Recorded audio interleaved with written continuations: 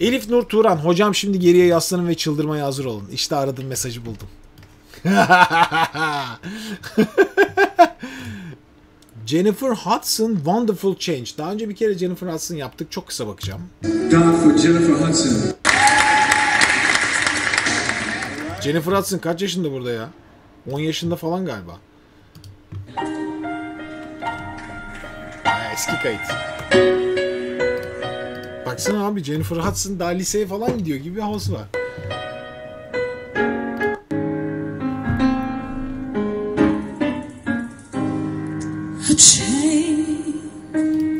Yani Jennifer Hudson'ın girişi böyle nasıl Rachel Ferrell tarzında değil mi? Bence herhalde çok önemli bir ses ki hepsi çok fazla dinlediğini düşünüyorum. Özgün sen ne diyorsun? Bariz değil mi ya? Rachel Ferrell havası yok mu girişte? Evet hocam, özellikle de bu cazın doğasında, bu doğaçlama caz yapanlarda bu havayı görebiliyoruz. Çok bariz ya.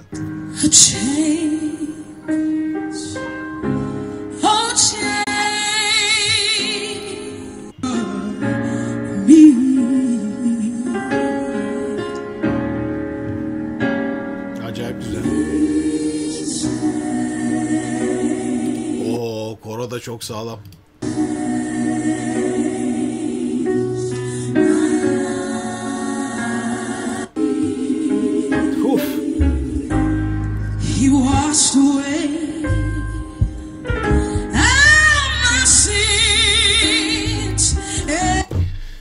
Yani gördüğünüz gibi bunlarla çok fazla detay artık Jennifer Hudson daha önce incelediğim için tekrar söylemeyeceğim şeyleri de var. Gerçekten müthiş bir kuvvet.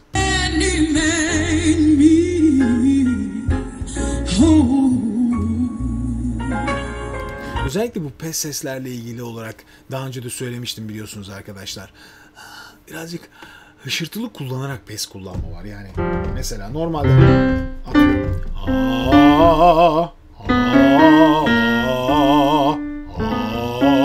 Bunları biz pozisyonda tutuyoruz.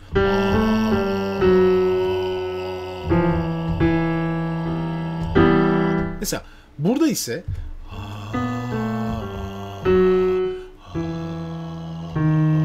biraz daha hışırtılı.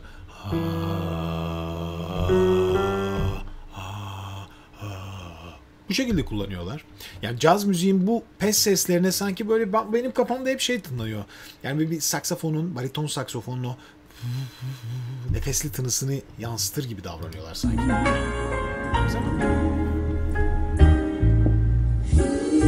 Genelde dünyadaki müzik türleri hep zaten enstrüman karakteri gösteriyor. Öyle. İlk çağlarda bile hani ilk çağları geçin. Orta Asya müziklerine bakarsanız bilmiyorum hiç dinleme şansınız oldu mu? Bir gün böyle bir şey yakalarsak size dinletirim. Özellikle Orta Asya'daki Türk kavimlerinin veya daha sonraki dönemlerinin kayıtları var. Bariz şarkıcılar ses verirken hayvanları taklit ediyorlar. Yani çevrenizde ne varsa onu taklit ediyorsunuz. Efendim işte bir kopuz çalıyorsunuz, kopuz gibi söylüyorsunuz. Hayvanlar ne ses çıkarıyorsa onu taklit ediyorsunuz. İnsan sesi önce bir şeye benzeyerek sürekli gelişim kat ediyor.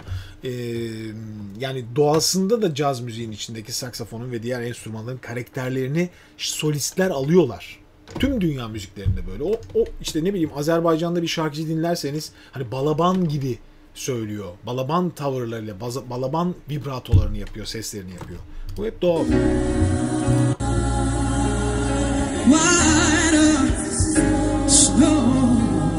Geçiyorum.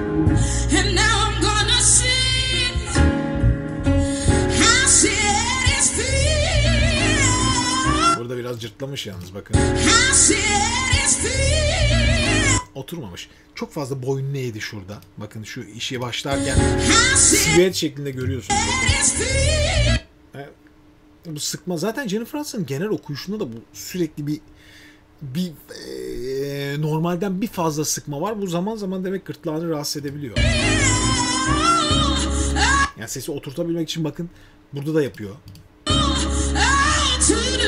Bu yaparken sürekli burayı kasarak.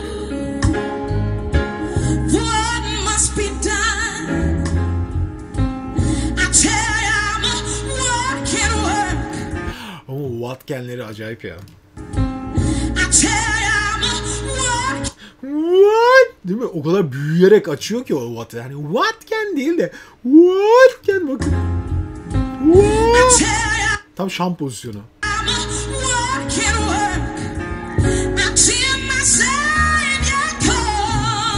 Müthiş güzel. Kesinlikle. Bol bol sıkmaya devam.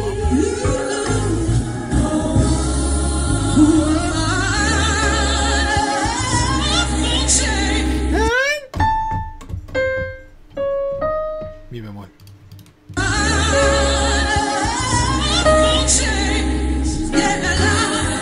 Müthiş. Gidiyor.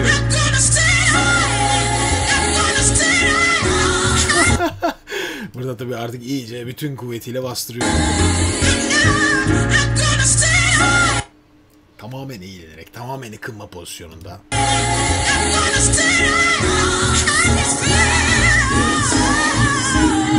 Tabii arkada koca bir de koro eşlik ettiği için o sesin daha da kuvvetli çıkması için elinden geleni yapıyor. Çünkü büyük bir volüm geliyor peşinden.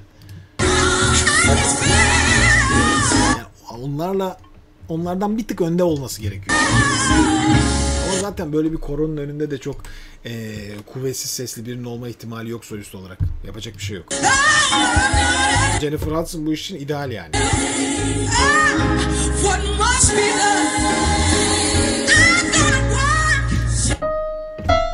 Burada fa geldi.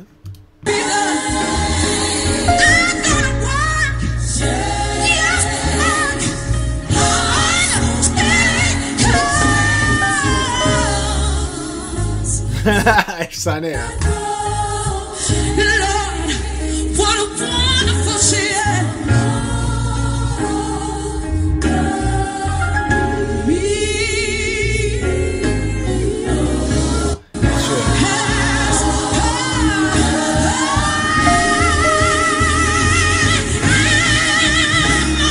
Aynı sesi iki farklı şekilde alışına dikkat ederseniz bir önce tertemiz kullanacak. Önce bir temiz, tam ses. Şimdi gırtlak sıkma versiyonu. Tamamen değişik ikinci versiyon. Aynı pozisyonda tutuyor. Tam düz. Şimdi ikincisinde daha fazla gırtlağın sıktığını çok bariz gösteriyor zaten. İlkinden farkına bakın.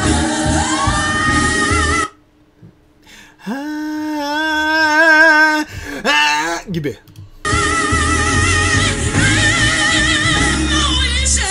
Bildiğin distortion yani.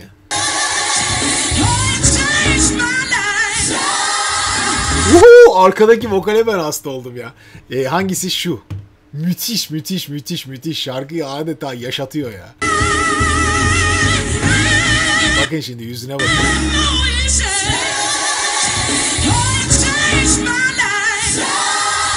Baksanıza şuraya. İnanılmaz. Woo!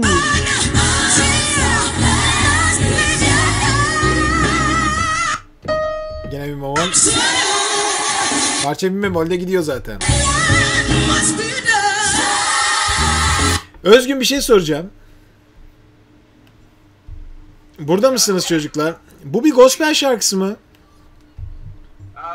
Gospel havası var ama tam gospel diyemeyiz hocam. Öyle mi? Ya çok gospel şeyi var değil mi ya? Seyirci falan da o modda sanki böyle biraz.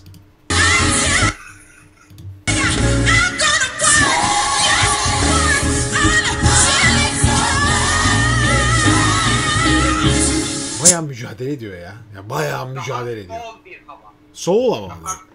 Evet. Okey.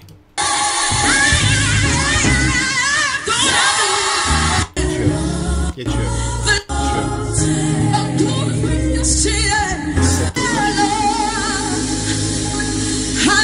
Bu nerede ver? Haleluya falan diyor ya Özgün.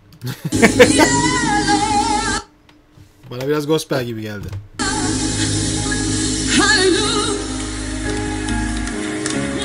Çünkü atmosfer çok onu yansıtıyor. Yani şuna dikkat çekti de onu birleştirecektim. Belki ne alaka diyeceksiniz ama biliyorsunuz hani dini musikilerde özellikle tiz notlar çıkılırken sanat çok yoruluyor. Sanatçı demiyor yani, o okuyan, işte ister müezzin deyin, ister adına hangi din görevlisi derseniz deyin, veya işte bu gospel tarzında okulan şeylerde notlar çok yüksek, çok yukarıda. Dikkat edin, hani böyle tiz okunan bölgelerde bir dinlenme süreci ve nefesi toparlama vardır ya. Baştan beri Jennifer Hudson sürekli bunu yapıyor. Kora giriyor, nefesini toparlıyor, tekrar giriyor. Nefesini toparlıyor, dinleniyor, tekrar giriyor. İlginç bir sekans var. Sürekli tekrar ediyor bu. Ve bana böyle o nedenle acaba bu gospel mi dedim. Yoksa arkada koro var, hani standart görüntüde bir gospel havası gibi olduğu için demek istemedim bunu. Okuma stilinden çok var. Çünkü sürekli zorlayan, ifadeyi, anlatımı daha iyi yapabilmek için daha fazla sesi zorlayan bir tarz var. Ama bunu yapabilmek için de dinlenmesi lazım okuyanın. Devamlı bunu görüyoruz. Bu dünyadaki birçok stilde var zaten. Böyle olması gerekiyor. Orada da böyle bir yansıması olmuş. Çok ilginç. Yani garip ya. Dünyadaki hani nereden bakarsanız bakın dünya bir çember işte. Yani insanlık çemberi diyebileceğimiz bir çember. Bakın dinleniyor.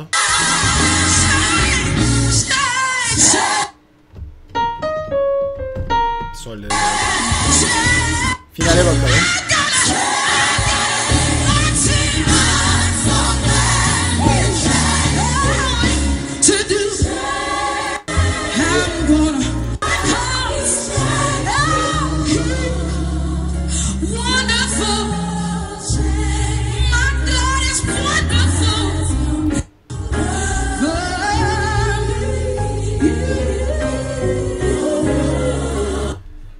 Yani.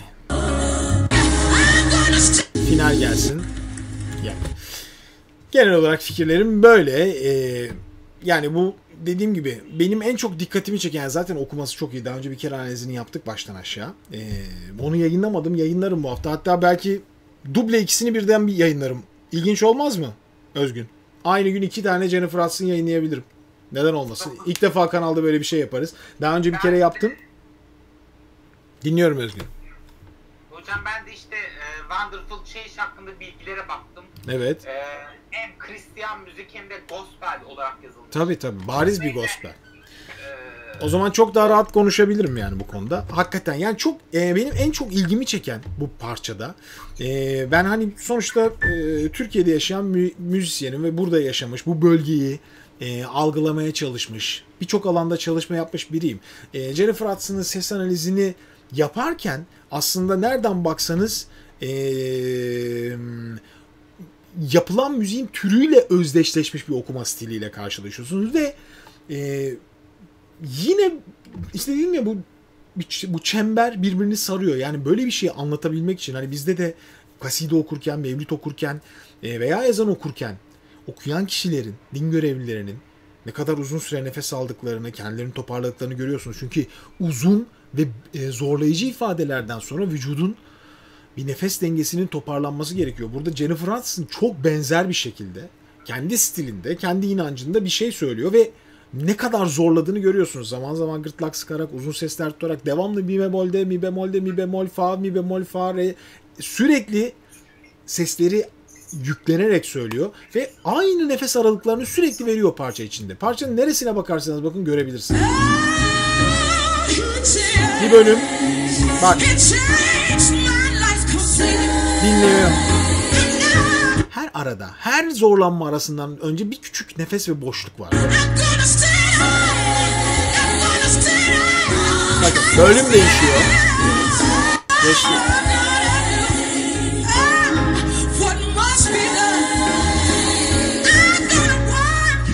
Bekledim. Bunu siz bir müzikteki es olarak görürsünüz. Hani teorisini yazdığınız zaman bir notasal değer olarak algılarsınız. Yani herhalde burada boşluk var. Hayır, bu tamamen nefes kondisyonuna göre organize edilmiş bir müzik. Pasaj geçti. Ve dinleniyor şu anda, gördünüz mü? Dinleniyor. Tabii canım, sözlerinde falan varmış zaten Özgün. Şimdi fark ettik. Fikirlerim bu.